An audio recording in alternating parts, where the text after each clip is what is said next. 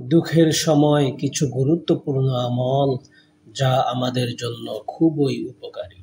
১ number, ধৈর্য ও আল্লাহর উপর ভরসা করা।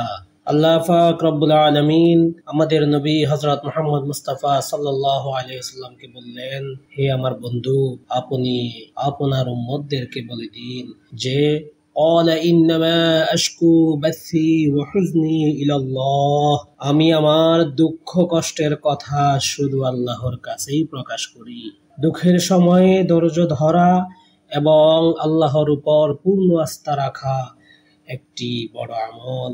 ২ নাম্বার, বেশি বেশি ইস্তিগফার ও তাওবা করা। দুঃখের সময় আমাদের উচিত আল্লাহর কাছে ক্ষমা চাওয়া, কারণ কোরআনে বলা হয়েছে, তোমরা তোমাদের প্রতিপালকের কাছে ক্ষমা চাও, নিশ্চয়ই তিনি অতি ক্ষমাশীল।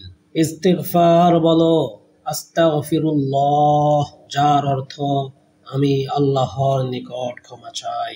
৩ নাম্বার, দোয়া ও জিকির। দুঃখের সময়ে মহান আল্লাহর নাম বেশি করে স্মরণ করো। উপকারী একটি দোয়া হাসবুনাল্লাহু ওয়া নি'মাল ওয়াকিল, এই দোয়াটি বেশি বেশি পাঠ করা, যার অর্থ আমাদের জন্য আল্লাহই যথেষ্ট, তিনি সর্বশ্রেষ্ঠ কর্মনির্বাহী।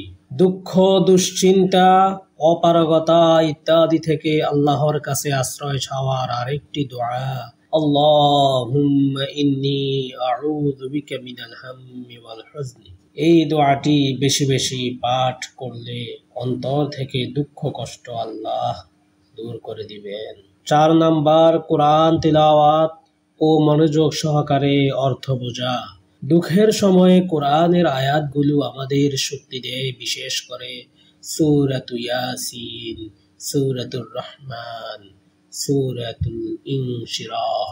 ৫ নাম্বার, দান ও সৎ কাজে অংশগ্রহণ। আল্লাহ বলেন, যে দুঃখের সময় আল্লাহর পথে দান করে, আল্লাহ তার মালকে বহু গুণে বাড়িয়ে দেন। সুবহানাল্লাহ। ছোট কিছু হলেও দরিদ্রদের সাহায্য করলে তা বরকত এবং বালা মুসিবত থেকে মুক্তির কারণ হতে পারে।